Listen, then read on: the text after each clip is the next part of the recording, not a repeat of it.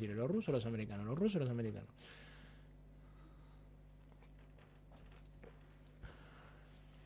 Ya estás, pero no está la luz ahora. ¿Hay luz o no hay luz?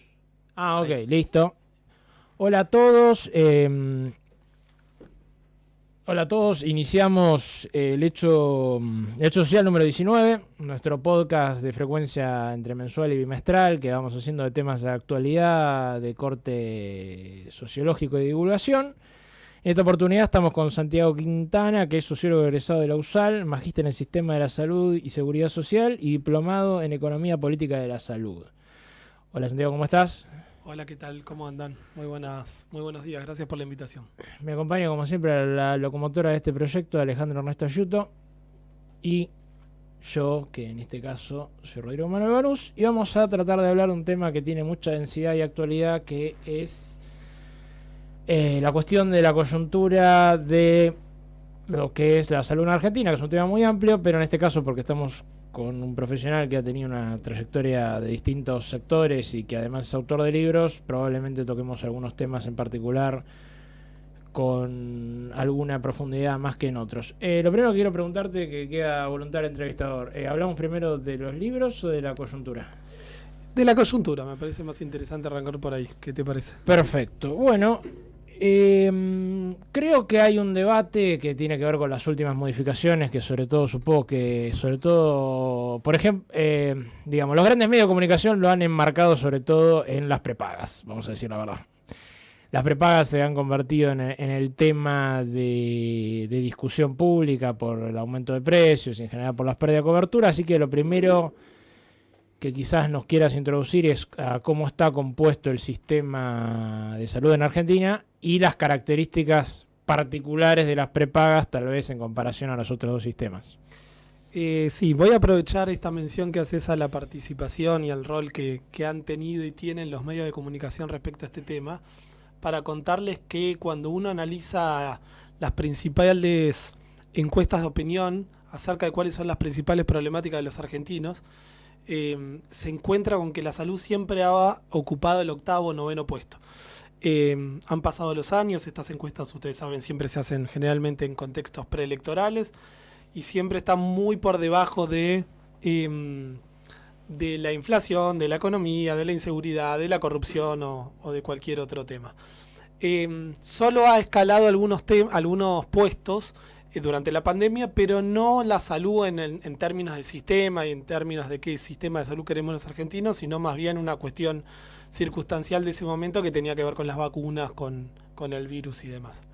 Hoy en día, voluntaria o involuntariamente, este gobierno ha puesto a la salud en un lugar muy protagónico. En estos 4 meses de gobierno, por alguna u otra razón, se viene debatiendo este tema en gran parte de la sociedad y principalmente en los medios de comunicación.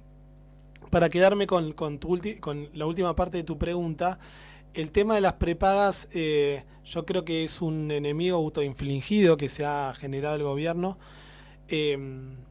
Ustedes saben que en el año 79, cuando Martínez de Oz era ministro de Economía de la dictadura de Videla, él había confeccionado, acá Alejandro me puede desmentir, un índice de inflación que llamaba índice descarnado. Él lo que hacía era sacar el componente, el ítem de la carne, como para que el índice de inflación le dé, tendiendo a la baja, una realidad muy similar a la que está pasando ahora en la Argentina, cuando Milei lo que trata de hacer es plantear un índice de inflación con este concepto del arrastre estadístico, diciendo que bueno, si sacamos el aumento de las prepagas, bueno, nos quedaría tal número. El aumento que se ha evidenciado en la cuota de las prepagas ha sido demencial.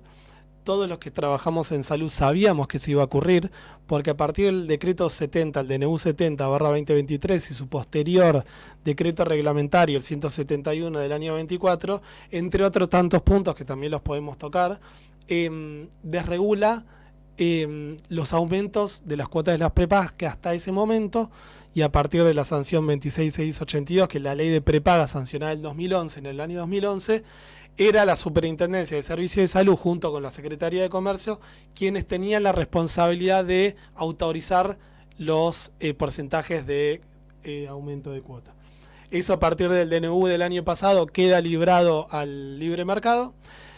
y no contempla una variable el gobierno, yo entiendo que por desconocimiento, y es que el sector salud tiene muchas particularidades, es sumamente distinto al resto de los sectores de la economía, entre otras cosas porque aquella persona que tiene cobertura privada de salud, una empresa de medicina prepaga, sector sumamente oligopólico, ustedes saben que hay 700 empresas de medicina prepaga en la Argentina, entre empresas mutuales, cooperativas, o sea, el sector privado, que está integrado por 6 millones de personas, 2 millones que pagan voluntariamente, como gasto de bolsillo, como se le llama habitualmente, otros 4 millones vía el sistema de desregulación por alguna obra social sindical. Pero lo que me refiero es toda aquella persona que no pueda afrontar el valor de la cuota por lo que ha aumentado, no tiene la libertad, como en otros sectores de la economía, de elegir por otra institución de salud, porque la otra institución de salud probablemente no te tome porque tengas alguna preexistencia, por razones de franja etaria y demás. Y a su vez la herramienta que tenía hasta ese momento la ciudadanía con este tipo de coberturas, que era la superintendencia para, con sus errores y sus virtudes, poder reclamar ante un abuso en los aumentos de las cuotas, bueno, esta herramienta estatal dejó de existir. Así que bueno, es por eso que 3-4 meses después, cuando el gobierno evidencia la flagrante cartelización por parte de este sector, porque quedó muy claro que en 4 meses aumentaron las 5 empresas de medicina prepaga más importantes, OSDE, Swiss Medical, Galeno, Medicus, Omint, Sancor, Medife, exactamente lo mismo, punto más, punto menos, y es ahí donde el gobierno, por esto mismo que decía, haciendo la analogía histórica con el índice descarnado, toma la decisión de solicitarle a las prepagas mediante una medida cautelar que retrotraiga los valores de la cuota y que a su vez de marcha atrás con el delito de la cartelización. Y es ahí también cuando Claudio Velocopit, presidente de Swiss Medical y presidente de la Cámara de Prepagas, la Unión Argentina de Salud, la UAS, él renuncia, prácticamente haciéndose cargo de la práctica delictiva que venían llevando adelante. Ese sería un poco el panorama, al menos del sector privado de salud. No sé si les interesa entrar en los otros dos subsistemas, que tiene lo suyo también, pero la fotografía, la foto panorámica del estado actual del sistema de salud en su subsector específico privado es ese. Yo creo que hay algo que no me quedó claro. ¿La Superintendencia de Riesgo de Salud ya no existe más o qué es lo que perdió? ¿Perdió la capacidad de intervenir a las prepagas? Exactamente, la Superintendencia de Servicios de Salud es el organismo que regula el subsector de la Seguridad Social, 300 obras sociales nacionales, sindicales, y a partir de la Ley 26682 incorpora al sector privado para ser regulado. No desapareció, lo que desapareció fue su rol en materia de intervención de autorización de los valores de las cuotas, de las prepagas, que básicamente y en este último tiempo era su protagonismo principal, estaba basado en ese tema porque el abuso se evidenciaba más que nada en esa situación. Santiago, y en el caso de las obras sociales, ¿que nos puedes decir algo? ¿Cuál es la situación actual? Bueno, el DNU también se mete con las obras sociales, planteando esta cuestión de que a partir de del decreto 70, que todavía sigue vigente porque se intervino en la Cámara de Senadores, pero todavía no se le ha dado tratamiento a su constitucionalidad o inconstitucionalidad, por ende aún sigue vigente.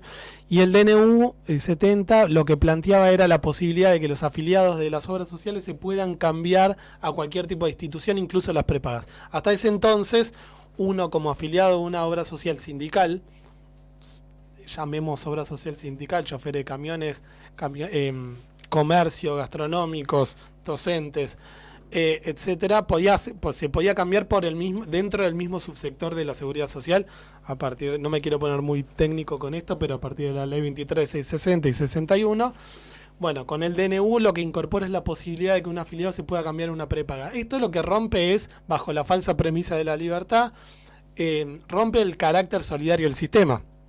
Los que trabajamos en esto siempre mencionamos que el carácter solidario del sistema tiene que ver con que el joven subsidia al viejo, el sano subsidia al enfermo, y y el tipo que tiene más capacidad de ingreso económico a quien menos lo tiene.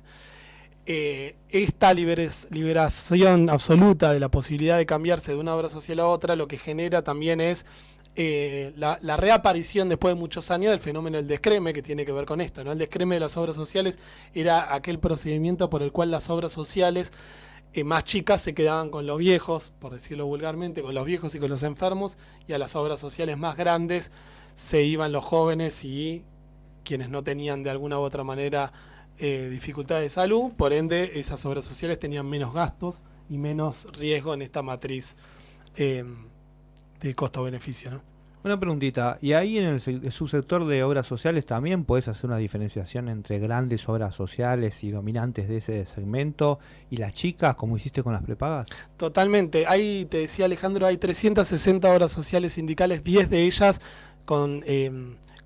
concentran el 80-90% de los trabajadores. Hay un fenómeno que es muy discutible, muchas gestiones amagan con intervenir en eso y siempre quedan en el camino. Hay muchísimas obras sociales que funcionaron producto de la desregulación de los años 90, no de la de ahora, como sellos de goma para ser la herramienta para que la prepaga pueda captar afiliados. Hasta ese momento, no ahora, la prepaga necesitaba de un sello de goma, de un RENOS, como se le llama en el sector, que es el Registro Nacional de Obras Sociales, para poder generar el mecanismo. Entonces, cuando uno hoy revisa los datos públicos que figuran en la página de la superintendencia, se encuentra, Alejandro, con muchas obras sociales que tienen 1.000, 2.000, 3.000 afiliados como mucho, y la verdad que poco sentido tiene obras sociales tan pequeñas. Los amagues de las distintas gestiones que te mencionaba recién tenían como proyecto generalmente unificar obras sociales por rama de actividad, porque hay muchas obras sociales similares, de similares características. Entonces lo que siempre se plantea es, bueno, unificar los afiliados en una, en vez de 2 o 3 de la misma rama de actividad. Pero en términos oligopólicos sucede lo mismo que con las empresas de medicina prepaga, OSECAC, gastronómicos, la UOM, y alguna que otra más concentra el 80-90% de la masa afiliatoria, que está integrada, esto cabe decirlo, por los trabajadores en relación de dependencia, los monotributistas sociales, empleados de servicio doméstico y jubilados, ¿no? 20 millones de personas más o menos. En términos prácticos, entonces, el problema al cual se va a enfrentar mucha gente es que sobre todo los pasivos sin infancia son los que quedan más desprotegidos en el sistema de salud. Vamos hacia ese camino. Sí, totalmente. También yo en estos casos también me atrevo a generar el debate que requiere de cierta valentía, sobre todo porque ustedes saben que el sistema de salud en la Argentina se caracteriza, entre otras cosas, por su universalidad. A diferencia de otros países del mundo, la Argentina cuenta con ese valor histórico, y es que de alguna u otra manera los 47 millones de argentinos tienen acceso a la salud.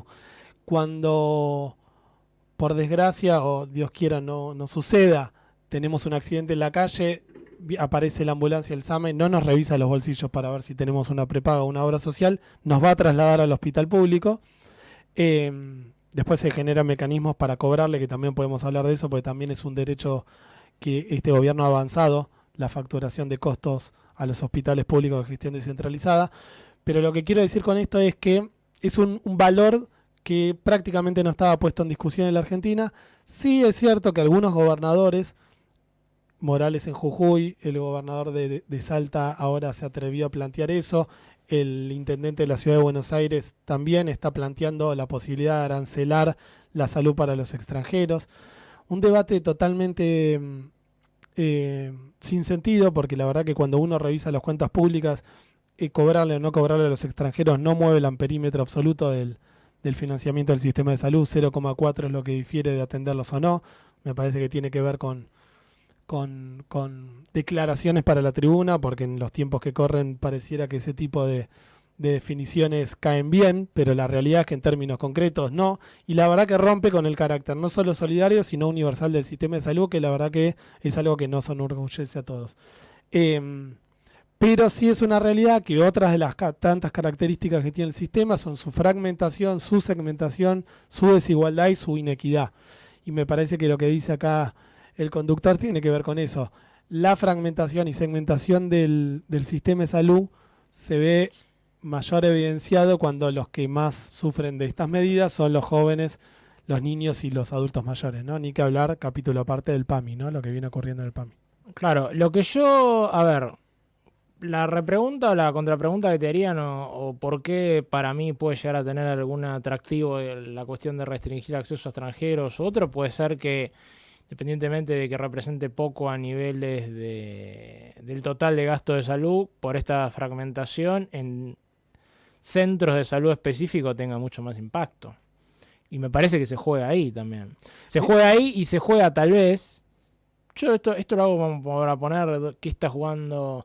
Se juega con quizá cierta idea que se ha instalado mucho el discurso de que, digamos, no hay recursos y que en realidad esos recursos, de alguna manera, los pocos recursos que hay, que no se tiene que asignar más recursos a la salud, hay que repartir lo que hay. Que también tiene una lógica perversa, pero bueno, me parece que es una lógica perversa que viene después. No vamos a invertir más en salud, hay que arreglarse con lo que hay, si hay que arreglarse con lo que hay, los extranjeros me sacan la poca salud que hay. No sé cómo lo ves. Mirá, hay una comisión específica de la Organización Mundial de la Salud que exhorta, recomienda y le plantea a sus países miembros cuál es la participación en relación al PBI que debería hacer cada uno de estos países, en términos promedio, más o menos, cuánto es lo que plantea la OMC, que es el 6%. ¿Saben cuánto invierte la Argentina en salud hace más de 30 o 40 años? Entre el 10 y el 11%, o sea, 5 o 6 puntos por encima de lo que la Organización Mundial de la Salud plantea, y claramente los resultados difieren bastante de ese porcentaje. Por ende, con esto te quiero decir que lo que hay que discutir es la mejor y mayor reasignación y orientación de esos recursos. No se trata de si hay o no plata, también frase muy de estos tiempos, sino una mejor reasignación de esos recursos. Sobre todo en el sistema público, ¿no? Porque cuando uno habla de inversión y de participación del porcentaje del PBI en salud, no es el financiamiento solo del subsector público, sino también obviamente de el gasto de bolsillo de los usuarios del sistema privado y la participación de los trabajadores y su vínculo con las obras sociales. Pero a mí me parece siempre muy interesante plantearlo en estos términos porque hay otros países que invierten tal como lo plantea la Organización Mundial de la Salud, 6% de su PBI, y tiene resultados mucho más eficientes y eficaces. No es el caso de la Argentina, que el año pasado tuvo un pico de 11%, ahora volvió a estar en el 10%, pero sigue estando muy por encima de lo que recomienda la Organización Mundial de la Salud y no estaríamos en el mejor de los mundos en materia sanitaria. ¿Y cuáles son esos países que aplican mejor los fondos? No, bueno, en el mundo tenés distintos paradigmas, ¿no? La Argentina es una rara avis. Yo siempre recomiendo, no sé si la vieron, la película Psycho, el documental de Michael Moore, que analiza el sistema de salud norteamericano y lo compara con el canadiense, el francés, el inglés y termina dándole una parábola analizando el sistema de salud cubano. La Argentina, yo siempre digo que lástima que Michael Moore no incorpora al sistema de salud argentino porque con eso terminaría de analizar las distintas versiones del sistema de salud que hay en el mundo. El que tiene una fuerte primacía privada, para decirlo a grandes rasgos, en Estados Unidos honestamente te morís si no tenés dinero o de mínima tenés que sacar un crédito para atenderte. Este documental aborda esa situación. Tenés el paradigma absolutamente opuesto en el otro lado, que es el sistema de salud cubano, que es pura y exclusivamente público, y tenés la experiencia argentina, que es una experiencia con un tercer actor que tiene una explicación histórica, que si quieren rápidamente podemos entrar ahí también, que es el de la seguridad social y la aparición de los sindicatos administrando la caja de las obras sociales. Ustedes saben que hasta el año 69, durante el fines del gobierno de Onganía, en pleno conflicto rosariazo-cordobazo, Onganía convoca a un sector dialoguista de los gremios y le ofrece las obras sociales para que se tranquilicen porque el gobierno sufría riesgo. Y ahí aparece la ley 18.610, que es la ley de obras sociales. Y ahí se empieza a embarrar la situación. Porque hasta ese momento había aparecido un doctor que se llamó Ramón Carrillo, que crea el sistema de salud argentino, en realidad no el sistema, sino el Ministerio de Salud en el año 49. Hasta ese momento, más allá de que había algunas experiencias privadas con los hospitales de comunidad, los hoy famosos Hospital Británico, Italiano, Español, pero hasta ese momento existía una homogeneidad en la atención de salud. Igual, todas estas cosas que estamos hablando sería AMBA, ¿no? Porque, o estamos hablando de escala nacional. No, a escala nacional. Digo, sí. Sí, la aparición de, hasta esto que te digo, 69 aparición de las obras sociales, era para todos los trabajadores de toda la Argentina. No, eso está bien. Lo que estaba pensando es que siempre hubo, digamos, por esta idea de que venís hablando de diferencias regionales y todo, que supongo que incluso en el origen de... En los 40 y 50, la distribución federal de la salud era más federal, era más pareja, había una cobertura más universal que hoy, a eso quería ir. O eso también fue una característica estructural que se mantuvo. No, hasta antes de la reforma del 94, te diría, del año 94, de la reforma de la Constitución, que se delega la salud a las provincias, los hospitales nacionales dependen de las... bueno, todo ese fenómeno... hasta ese momento, digo, durante los años 40, 50, 60, 70 y 80, la salud tenía una lógica completamente distinta.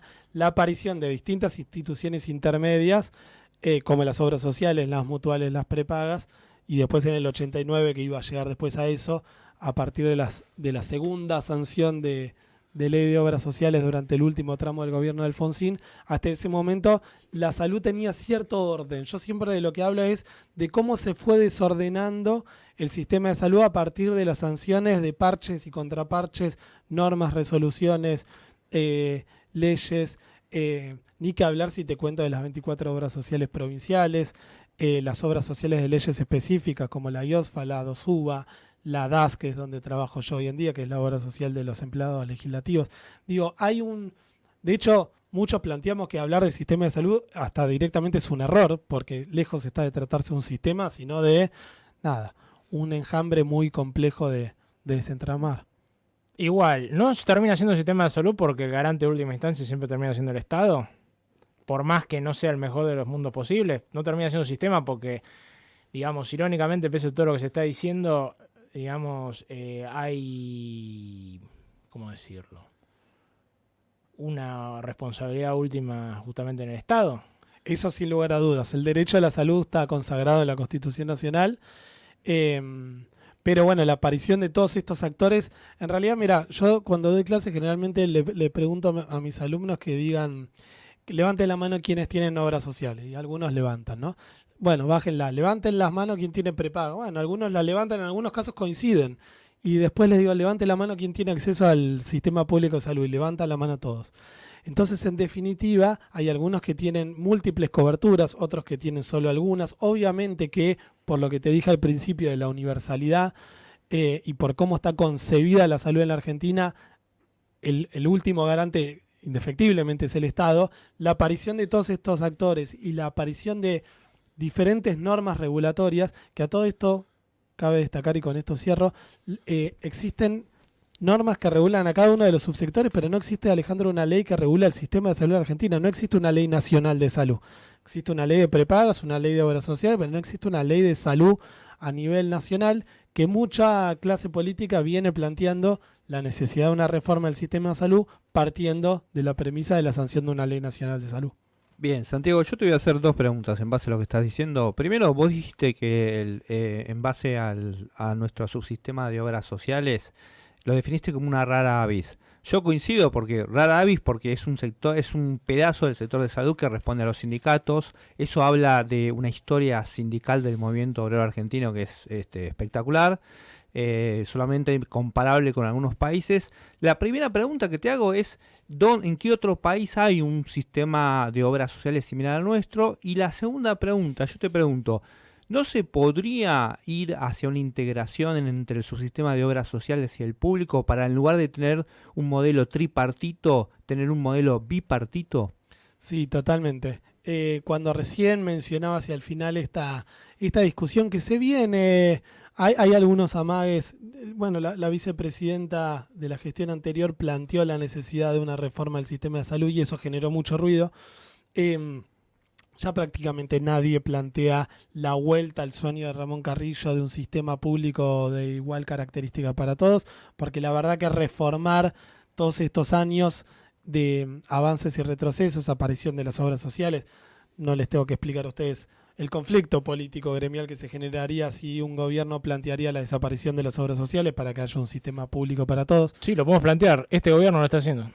Este gobierno lo está haciendo, es cierto, de alguna u otra manera lo está Al haciendo. eliminar los aportes obligatorios y todo, Es cierto. indirectamente lo está haciendo. Es cierto lo que decís, es muy cierto. Pero bueno, yo soy más de la idea de lo que plantea Alejandro, y es por eso se llama volver al SNISA, ¿no? Que es el Sistema Nacional Integrado de Salud, no sistema único de salud, como hay en Brasil, el SUS. En Argentina lo que se viene planteando desde muchos sectores es mayores niveles de articulación, mayores niveles de regulación, que este gobierno dio marcha atrás con eso, los mayores niveles de regulación, para que no haya abusos, más que nada.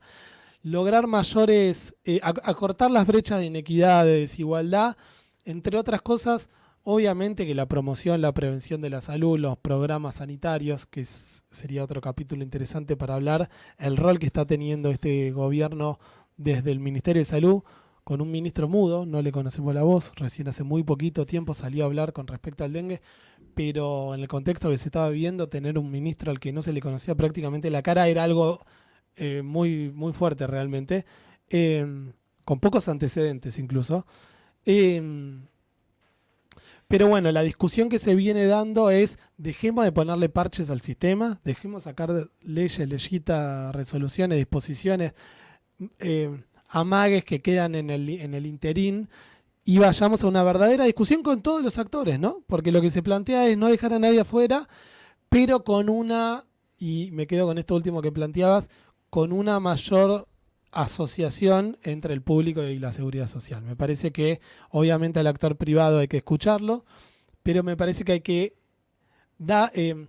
encontrarle lo bueno que tiene el ejercicio profesional de los sindicatos en materia de salud. Vos, Alejandro, lo sabés mejor que nadie. Las clínicas, los policonsultorios que tienen las obras sociales a veces están muy por encima de la calidad prestacional que tiene un hospital público. Por ende, ese factor, esa infraestructura sanitaria no la podemos dejar de utilizar, y me parece que en algún momento algún gobierno tiene que entablar ese diálogo, que es complejo porque bueno, tendríamos que entrar en otra función que tiene la Superintendencia de Servicios de Salud, que recién lo mencionaban, que es el SUR, lo que antes era el APE, el Sistema Único de Reintegros, que es el reintegro por parte del Estado de las obras sociales de las prestaciones de alto costo y baja incidencia. Esto quiere decir que hay una parte de las prestaciones que están subsidiadas, y siempre hay una lucha ahí. Después está la otra pata, que es lo que le llama el Estado del mecanismo de integración, que es la devolución o subsidio por prestaciones de discapacidad, que es otro gran conflicto. O sea, nada en el sistema de salud es demasiado sencillo como parece. Hay muchos intereses, por eso requiere de mucha muñeca. Por eso hablo de la importancia también de un ministro, ¿no? Hace un rato hablábamos de otro ministro fuera del aire. Hay veces se plantea que por lo federalizado que está el sistema de salud y la responsabilidad que tiene cada provincia en la provisión de salud, el ministro de Salud de la Nación tiene una principal y fundamental función, que es la política. No tanto la de la gestión, sino la de generar consensos para que el sistema de salud mejore sin tener la posibilidad de obligar a nadie, porque les repito que la salud, como la educación, está delegada a cada una de las jurisdicciones. Pero en la práctica, por ejemplo, supongo que no hay muchas derivaciones de pacientes a veces de un territorio a otro. A veces no hay... creo que el Garrahan es nacional, ¿no? Es bijurisdiccional. Bueno, en ese caso es muy común que muchos enfermos que son de distintos territorios terminen siendo tratados ahí. Digamos, en ese caso, nuevamente tenemos el conflicto, tenés federalizada la salud, pero las prestaciones más complejas las termina dando un hospital nacional. Sí, igual me estás dando justo el ejemplo de uno de los mejores hospitales de Latinoamérica. Entonces, no es tanto por eso, sino por la lógica en la cual tenés una contradicción del orden de que si el sistema de seguridad social se tiene que compensar con el sistema de público, hay una lógica que la nación y las provincias se tienen que compensar entre sí. No sabemos cómo, si llevando los recursos a las provincias o la nación tomando la mayor cantidad de casos que pueda en respecto a las cuestiones más difíciles. No sé cómo se No, maneja bueno, eso. ahí tiene que ver con que hay distintos hospitales especializados. Te repito, particularmente el Hospital Garrahan, y volviendo a la discusión de los inmigrantes, viene gente de todo el mundo a atenderse al Garrahan. Es una experiencia estudiada en todo el mundo. Las derivaciones del interior a la ciudad de Buenos Aires, el mal llamado interior, tiene más que ver con eso. No existe en ninguna parte del país un hospital de alta complejidad. Bueno, hay un hospital en el cruce, Florencio Varela. en Florencio Varela, que es espectacular y se están derivando muchísimos casos ahí. Pero bueno, tiene que ver con la realidad y bueno, si quieren podemos entrar si quieren más tarde en lo que habla mi segundo libro, que tiene que ver con la inequidad georreferencial, por decirlo de alguna manera, que tiene que ver con el menor acceso a la salud que tiene la gente que no vive en la ciudad de Buenos Aires o en el AMBA, ¿no?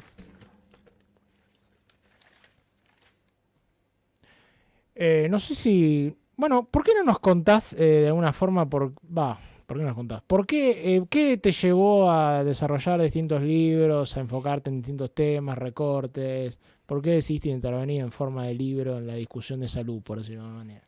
Sí, yo entre el año 2011 y 2015 trabajé en la Superintendencia de Servicios de Salud. Fui subgerente de delegaciones, estaba a cargo de las oficinas descentralizadas de todo el país. Bueno, por razones político-personales, en el 2015 dejé de trabajar allí y sentí la necesidad de empezar a escribir aquellas historias que había conocido en este organismo. Muchas de ellas, personas que llegaban a la superintendencia tras la sanción de esas normas, porque ustedes sabrán que la distancia que hay a veces entre lo que está escrito en una norma y después lo que sucede en la realidad es abismal, y sobre todo en materia de salud, se sancionaban distintas leyes por patología, como se le llaman, específicas, ley de fertilización asistida, para brindarle cobertura a una problemática en particular, ley de diabetes, muerte digna, justo les estoy mencionando las que cuento en el libro, y ahora les cuento por qué, uso medicinal de aceite de cannabis, electrodependientes, bueno, todas leyes específicas que también hacen, miren qué paradójico, ¿no? También hacen a la fragmentación y a la segmentación del sistema que les estaba hablando antes también. Todas estas normas obligan al PMO, al programa médico obligatorio, que es la canasta básica de prestaciones que debe cubrir las obras sociales, a que incorporen cada una de estas prestaciones. Entonces, cosa de la que de hecho mi libro es muy criticado por muchas obras sociales, porque me dicen, vos reivindicás estas leyes que no deberían ser sancionadas, se debería discutir en última instancia un PMO más amplio, pero no que un grupo de diputados o senadores vayan llenando a la canasta básica de prestaciones de nuevas obligaciones. Yo estoy, si quieren, y si me apuran, estoy obligado a defender eso, pero lo que no entienden es que cuando hay una ausencia del Estado es la ciudadanía, el común de la gente, quien se termina organizando de alguna u otra manera para que se sancione una ley que no contempla un derecho que se le está siendo vulnerado. Todas esas leyes que yo cuento parten de experiencias personales. La ley de electrodependiente, por ejemplo, es la historia de Mauro y Mayra, los padres de Joaquín, que era un niño que nació con una problemática de salud que necesitaba de la energía eléctrica para vivir. Grupo electrógeno básicamente. En el año 2015, con el tarifazo de ese momento, se encontró con que, tarifazos y corte de luz, ¿no? Las dos cosas. Y les repito, este niño necesitaba de la energía para vivir. Y se encuentra con que una noche, 3 o 4 de la mañana, empieza un pitido que desconocían de dónde venía, y cuando se van a ver la cuna del bebé, claro, se había cortado la luz, el grupo electrógeno había dejado de andar. Bueno, lograron resolverlo agarrando UPA al bebé y llevándoselo a la casa de la suegra. Pero bueno, Mauro y Mayra se pusieron a analizar a ver qué estaba pasando con eso, y bueno, terminaron impulsando esta ley que le brinda subsidio al 100% a las familias electrodependientes, que obviamente se tienen que inscribir en el REX, que es el Registro Nacional de Electrodependientes, por razones de salud. Hoy en día hay 10.000 personas nada más inscriptas. Se imaginarán que no hay 10.000 electrodependientes en la Argentina. Es una problemática que impacta sobre todo mucho en los niños, pero también en los adultos mayores. Pero es una ley que no está visibilizada, la gente no la conoce. Pero bueno, básicamente lo que plantea la ley es subsidio del 100% de energía y la obligación por parte del ministerio de brindarle a estas familias grupos electrógenos de manera gratuita. Bueno, ese es un ejemplo. Así con el resto de las historias. Me parecía que junto con el segundo libro que saqué, más artículos de investigación que escribo, más columnas radiales, me parece que la discusión del sistema de salud, por esto mismo que les decía al principio de la entrevista, de lo poco que nos interesa a los argentinos, que también tiene explicaciones. Hay muchos papers que hablan de por qué a los argentinos no nos interesa nuestro sistema de salud. Bueno, me parece que siempre estar en instancias como esta que estamos teniendo en este momento aportan al debate. Desde mi humilde granito de arena, este tipo de materiales entiendo que me permiten generar una excusa para hablar de salud, que es lo que me apasiona. Una cosita, ¿cuál es el título del segundo libro? El segundo libro se llama Código Postal, dime dónde naciste y te diré qué salud tienes, la inmoral inequidad sanitaria argentina.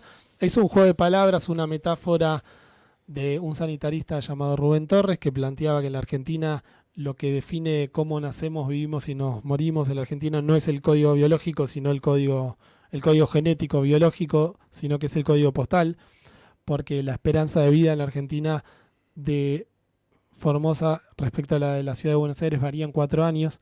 Es una imagen muy fuerte, digo, pensarlo en esos términos, que aquellas personas que viven en el norte de la Argentina viven 4 años menos que nosotros. Pero me pareció que estaba bueno estudiar esto en la realidad específica de la ciudad de Buenos Aires para acotarlo, ¿no? Digo, una investigación a nivel nacional me hubiera llevado mucho más tiempo y la verdad que es representativa de lo que les digo que sucede a nivel nacional, porque en la ciudad de Buenos Aires pasa exactamente lo mismo. Aquellas personas que viven en el norte de la ciudad de Buenos Aires respecto a quienes viven en el sur, Comuna 2, 13, 14, que son los barrios de Recoleta, Palermo, Villa Urquiza, Núñez, Belgrano, etcétera, versus Lugano, Mataderos, Parque Patricios, etcétera, difieren 4 años también. En el libro lo que analizo también es la diferencia de infraestructura sanitaria que hay en algunos barrios que en otros, indicadores también vinculados a diversas cuestiones que denotan la inequidad sociosanitaria que existe no solo en el país, sino específicamente en la ciudad de Buenos Aires. Fenómeno que no ocurre en otras partes del mundo, es una situación también muy, muy argentina, ¿no? Y la defino como inmoral porque, bueno, con la cantidad de recursos que tiene la Argentina y lo que invierte en salud, también incorpora obviamente la mirada de los determinantes sociales de la salud, ¿no? Porque, permítame una digresión, la Organización Mundial de la Salud en el año 49 define a la salud como el completo estado de bienestar, no solo físico, social ni mental, sino que no es solo y que no es la ausencia de enfermedad. Esta definición en ese momento fue muy revolucionaria porque incorpora los determinantes sociales de la salud. Los aspectos sociales y económicos determinan unilateralmente a la salud de las poblaciones y de los colectivos, ¿no? Como así también los servicios y el acceso a la salud.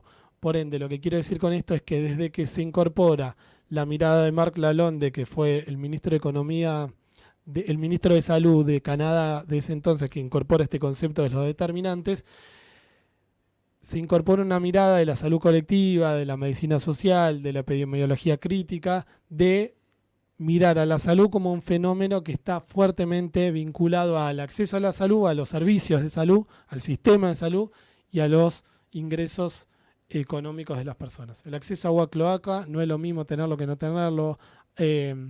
Agua potable, tenerlo o no tenerlo, determina o no determina el buen estado de salud de las personas. Bueno, ahora no hay un recorte ahora presupuestario en lo que es a la prevención del embarazo adolescente, por ejemplo. Sí, totalmente. Hubo varios retrocesos que incluso lo plantea el DNU. Ni que hablar la ley de salud mental, la ley de 1000 días, que es esto que decís vos. El recupero de costos a hospitales públicos de gestión descentralizada, que se los mencionaba en un momento, que tiene alguna correlación con el ejemplo que les daba recuerdan cuando les dije esto de la ambulancia, si nos pisan en la calle. El sistema público funciona de la siguiente manera, para decirlo de manera muy, muy simple. nos pisa un auto en la calle, nos levanta el SAMA, nos lleva sin revisarnos los bolsillos ni la billetera al hospital más cercano, nos atiende, nos saca del riesgo de vida y cuando nos saca del riesgo de vida nos pregunta, ¿tenés obra social o no tenés obra social? Bueno, si tenés obra social, llama a esa obra social, lo estoy diciendo de manera muy vulgar, pero el sistema funciona así. Llama a la obra social, le dice, señores de Ospla, tenemos acá un paciente suyo, véngalo a buscar, le damos 48 horas. Si Ospla no lo va a buscar, el sistema prevé un débito automático del hospital a la obra social, para que no se desfinancie el sistema público, en definitiva. Entonces Ospla, si no quiere ir a buscarlo a Alejandro, le paga al hospital para que le brinde la atención. Eso ya se cortó. Ese sistema de recuperos y está afectando a 1.160 hospitales en todo el país por el corte de este sistema de facturación de hospitales públicos de gestión descentralizada. O sea que está generando déficit en el sistema. Totalmente. O sea, Milei está generando déficit en el sistema de salud. Sin lugar a dudas. Aumentando el gasto público. Totalmente. Es así de simple como le decís.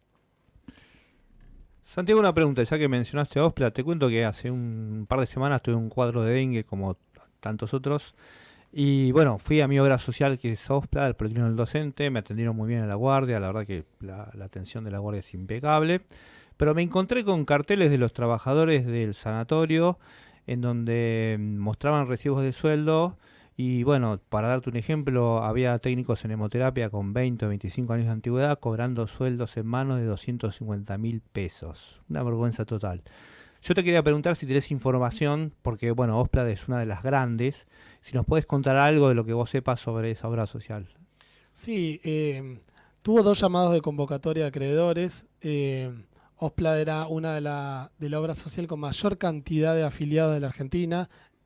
En los años 90 fue donde se empezó a complejizar la situación, sobre todo por algo que incluso estuve leyendo estos días, porque no estoy especializado o no sigo los acontecimientos de Ospla específicamente, pero sí entiendo que perdió muchísimos afiliados producto de precisamente la derivación de los recursos vinculados a la educación a las provincias. Los trabajadores específicamente de la obra social, incluso de los trabajadores administrativos o de los servicios específicos de la obra social, tenían salarios modelo en la Argentina, cobraban como en muy pocos otros sectores de la sanidad argentina, y todo eso se vio afectando también con una cierta complicidad, no me voy a poner a denunciarlo porque no soy una palabra autorizada, pero con la participación de algunos gremios en su momento. La aparición de nuevos gremios, entiendo que este tiempo han restablecido diálogo y entiendo que tiende a la mejora, pero hay algunos daños que ya son bastante irreversibles, pero es una experiencia que sucede, salvo con algunas obras sociales que recupero esta pregunta que me hacías si existían fenómenos oligopólicos en las obras sociales como en las prepagas. Si vos me preguntas, OSECAC, por ejemplo, Alejandro, tiene 2 millones de afiliados, tiene casi más que cualquier empresa de medicina prepaga, es una institución enorme. Está a la par de OSDE, ¿no? Tiene el ranking de obras sociales argentinas, la primera es PAMI, 5 millones de afiliados, es una de las obras sociales más grandes de Sudamérica. Sí, igual PAMI es como una fórmula media abstracta, pues como una ley especial, o sea, crearon como una obra social para, o sea, de alguna manera hicieron un foco en un sector que era el que si no nadie iba a resolver, pues es un sector especialmente vulnerable y especialmente caro. Y encima le sumaron a los excombatientes de Malvinas, digo, para hacer más. Miren, yo cuando doy esta materia le digo a los alumnos, si se van con dolor de cabeza y no me entendieron nada, me doy por satisfecho, pues el sistema de salud es un quilombo. Sé que estoy en un ámbito académico, pero es la mejor manera de definirlo. Si vos me seguís haciendo preguntas, yo te voy a seguir contestando acerca de los delirios que ocurrieron en la Argentina en materia del sistema de salud, pese a todas sus cuestiones favorables, ¿no? Pero el PAMI es una experiencia de así tal como le decís vos, han incorporado, han sumado a todos los adultos mayores en una obra social como para que eso no genere gasto en el resto del sistema. Pero sí, claro, son 5 millones de tipos mayores de 60 a 65 años con todo lo que se implica. Te llevo otra vez al ranking, pues ahí te cortamos. Sí. ¿Sería PAMI o SECAC? ¿Cómo sigue ese ranking? PAMI es 5 millones de afiliados. En el medio está IOMA, que es la obra social, y si quieren que siga metiendo quilombo, IOMA es una de las 24 obras sociales provinciales que tiene la Argentina, porque cada provincia tiene su obra social provincial, que por ejemplo no afecta a el DNU.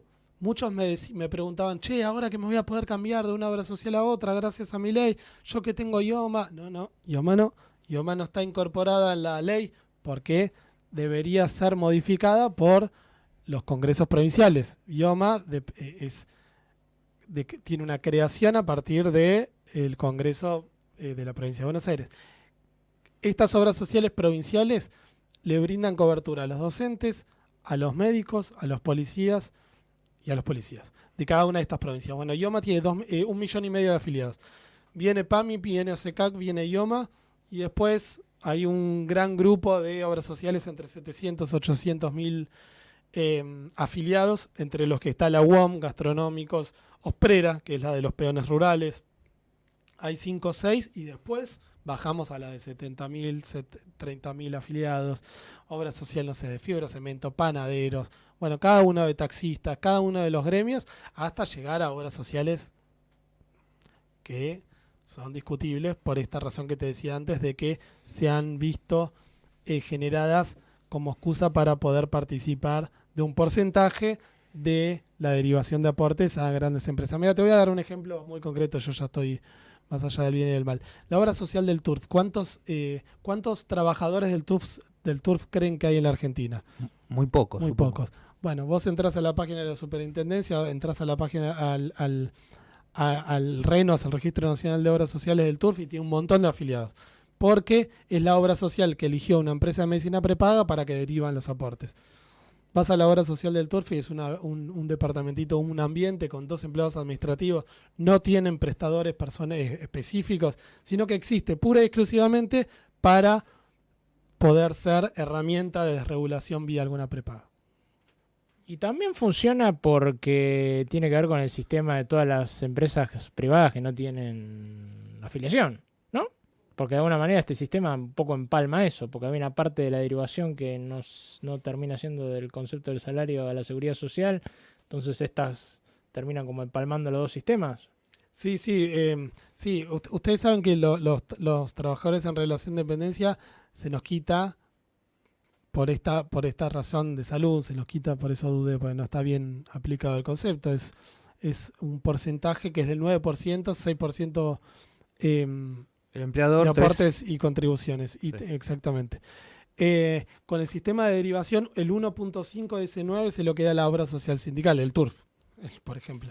Por eso digo que estas intermediaciones son una estructura que vos podés combinar una empresa que no tiene ninguna sindicalización con un sindicato que casi no existe y la prepaga, entonces de alguna manera cumplís los aportes sociales, pero a la vez haces otra cosa. Totalmente. Bueno, Nobleza Obliga, el decreto de mi ley. Hoy en día yo trabajo en relación de dependencia, la obra social que me toca por rama de actividades de los empleados de prensa, ahora por ejemplo, automáticamente puedo cambiarme a OMINT. Ya no necesito una obra social que intermedie. Acá me quedo con esto que decías vos en su momento, que me causó gracia, pero es cierto esto de cómo el gobierno está yendo contra los sindicatos. Que básicamente la medida no tiene que ver con una mirada de reordenamiento del sistema de salud, sino con un encono con las obras sociales, con los sindicatos, ¿no? Porque lo que quieren es que la gente elija las prepagas y no se quede con las obras sociales nacionales. Claro, esto va a beneficiar solo a las 5 o 6 prepagas más grandes y a las 5 o 6 obras sociales más grandes. Claro, lo único que acá parece que va a generar más problemas, y este problema se va a seguir acumulando, es que como todo proceso de recesión y canibalización, no necesariamente el tipo que recibe el nuevo cliente va a sumar prestaciones. Porque en realidad sería interesante que dijeran, bueno, vas a recibir 2 millones, 1.500.000, asegurá que vas a cubrir los servicios. No, o sea que en realidad el negocio de ciertos actores de la salud va a mejorar mucho, ni la cobertura, ni necesariamente las prestaciones. El que se ilusiona, me voy a la que sea, me van a atender mejor, hay ninguna garantía, porque cuando se muden una ciudad de Buenos Aires a OMINT o a OSDE, quizás no alcanza. No solo eso, sino que tampoco hay un correlato entre los aumentos de las prepagas, por ejemplo, con el salario de los trabajadores. Porque por lo menos, si Claudio Velocopit me sube el 160% en 4 meses, que es lo que ocurrió, pero los trabajadores, los enfermeros, los médicos cobran mejor, bueno, hacemos todos un esfuerzo para que, pero la verdad que no está ocurriendo eso. Con la excusa de que las cuotas estaban pisadas por el gobierno anterior y que tenían valores que no estaban adecuados a valores de mercado, con esa excusa aumentaron con un IPC en 4 meses, corregime Alejandro, el 70% creo que fue el aumento inflacionario de estos meses, desde que asumió el gobierno, el aumento de las prepagas fue de casi el doble. No hay absolutamente ningún argumento válido cuando uno hace costos de poder afirmar que el 170% de aumento de todas las prepagas por igual, por eso fue una evidente cartelización, tenga algún tipo de correlato con la mejora de servicio, con la mejora del salario de los trabajadores. Bueno, por ende hasta el propio gobierno se enojó con las prepagas y le pidió que retrotraigan los valores de sus cuotas.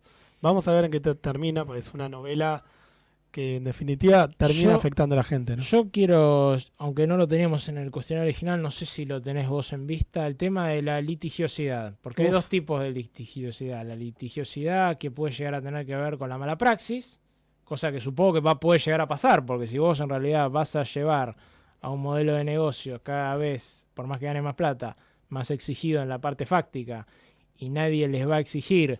Porque sería interesante que al aumento de cápita, aumento de responsabilidad, cosa que creo que no pasa.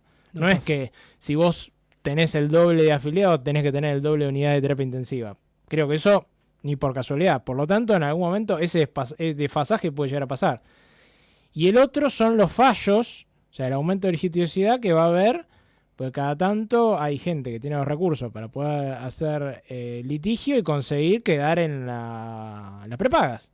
Porque algunos lo consiguen. O sea, plantean la justicia ordinaria o la justicia civil y consiguen quedarse en el sistema.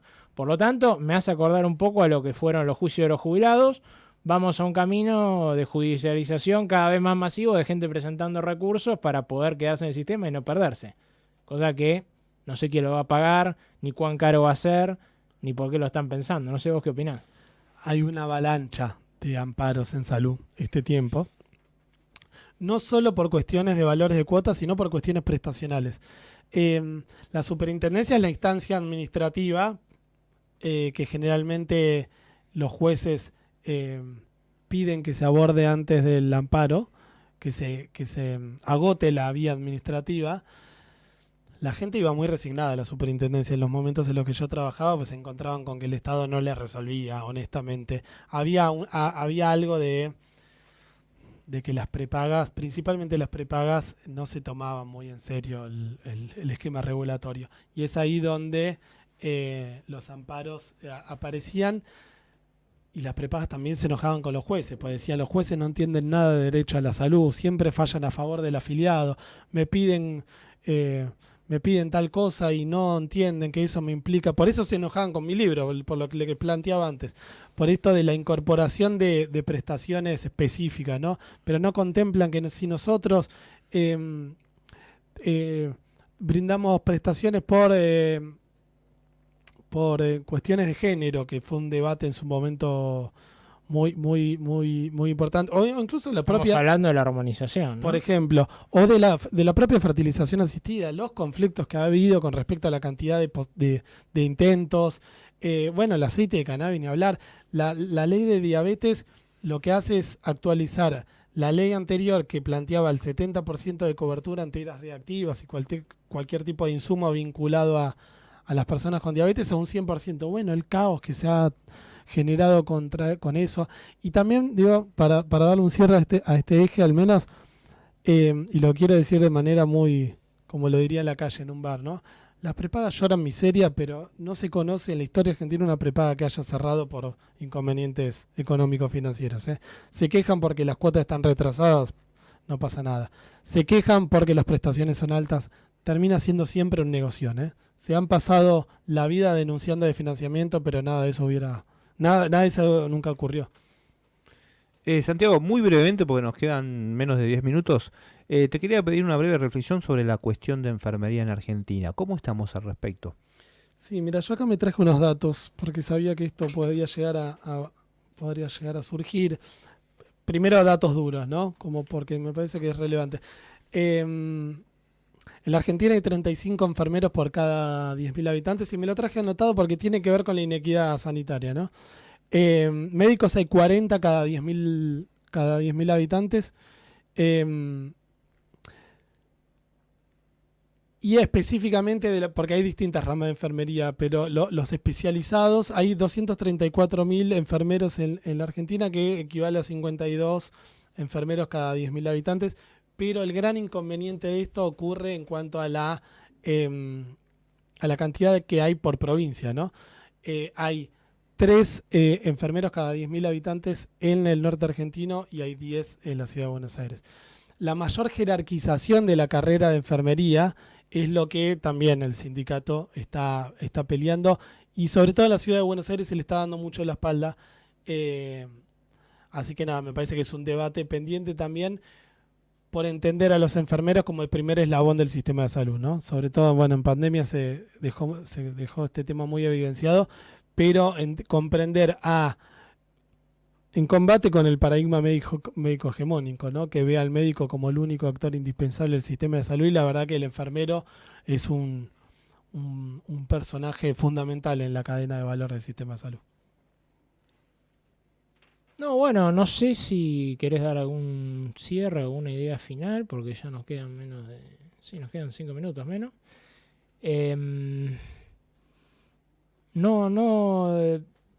Veo que tenés algún proyecto en vista para seguir escribiendo. ¿Cuál sería el futuro campo de investigación a partir de todo lo que estás viendo? ¿En qué te vas a centrar? Sí, yo ahora justo estoy muy metido sigo con el tema de la inequidad sociosanitaria y las desigualdades en salud, porque terminé de hacer una diplomatura y mi trabajo final fue sobre eso.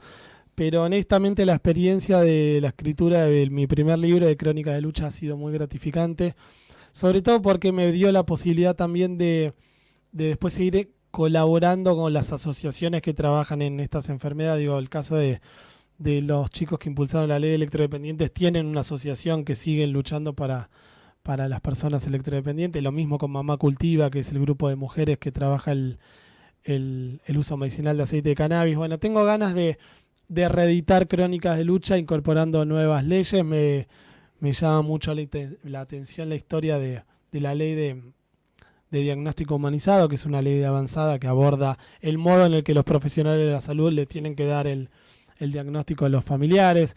Así que tengo ganas de salir de lo técnico para quedarme en las historias de vida. Esa expresión última de ley de diagnóstico humanizado, que es una ampliación del Código Civil, de trato digno. Exactamente, sí, pero es una ley que impulsó el senador Julio Cobos, que obviamente se le acercó a un grupo de padres que estaba vinculado a los diagnósticos de chicos con síndrome de Down y la brutalidad, ¿no?, de algunos médicos a la hora de brindarle esa información a los padres. Bueno, y inspirado un poco en eso es que se sanciona esta ley.